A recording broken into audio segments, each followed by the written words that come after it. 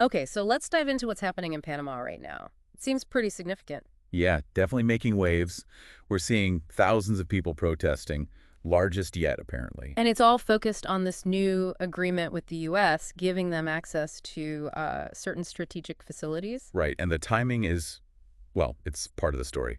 Signed during the U.S. Defense Secretary's visit, but the details, they only really came out later. Which, never helps build public trust. Exactly, and people immediately connected to, well, past comments. Remember Trump talking about maybe retaking the canal? Oh, yeah, and the accusations about China's influence. Panama pushed back on that, tried to smooth things over with the U.S., especially with trade stuff going on. So it's layered. You've got this history, these recent comments, and now this agreement that wasn't immediately public. So for you listening, the big question is, what does this deal actually mean? For Panama's sovereignty, for its relationship with the U.S., given everything we know about the canal's history, that's what we want to unpack. Let's start with the protesters. Mostly students, it seems. Yeah, university students mainly. And they're not mincing words. They're accusing President Molino of basically sacrificing Panama's sovereignty. There was that quote from Tony Ruiz, one of the students. He said it was signed behind our back. And that it compromises their neutrality. That's a really strong claim. It really is. But then you flip the coin and you have the government's official response. Right. The Foreign Affairs Minister, Javier Martinez Acha, what's his take? He's emphatic. Said it does not imply a surrender of sovereignty. Full stop. Okay. And that it doesn't violate the Constitution or the neutrality treaty concerning the canal. He also stressed Panama keeps control. Control of the facilities themselves? Yes, and they can apparently pull the plug on the whole agreement with 6 months' notice. Interesting. He also seemed a bit critical of how the U.S. handled the media around it, maybe hinting at those Trump comments again. Seems likely, but he frames Panama's decision as prudence, basically needing international cooperation to boost security. So the argument is this helps Panama's security without actually giving up sovereignty or breaking laws. That's the line. He said the collaboration helps improve security without affecting our sovereignty or our laws. It's a balancing act. What kind of security help are we talking about potentially? Joint exercises? Intelligence? Could be all of that. Ugh. Logistical support, too. Given Panama's location, stability is obviously key.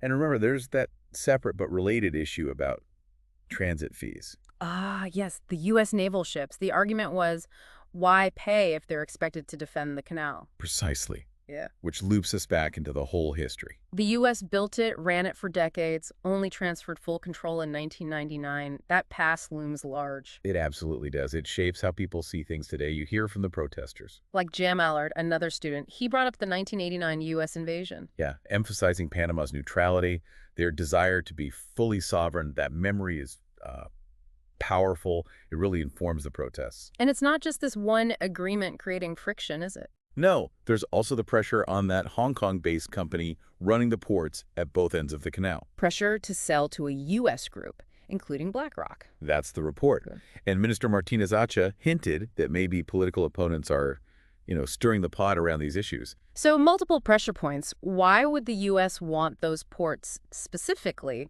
beyond the obvious strategic value? Well, controlling key infrastructure on a major global trade route gives significant leverage, both economic and strategic.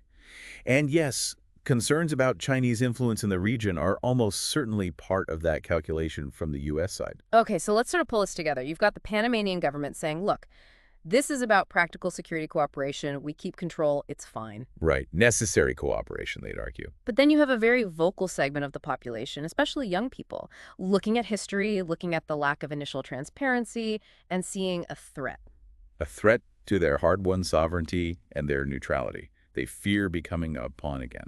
And all of this is happening around the Panama Canal, this incredibly vital piece of global infrastructure. Which just raises the stakes for everyone involved. It's crucial for trade, for security, for both Panama and the U.S. It leaves you with a really tough question, doesn't it? When you think about Panama's unique history, its strategic spot on the map, how do you balance the potential benefits of international security deals against that absolute need for a nation to protect its sovereignty? Where's the line? Something to definitely think about.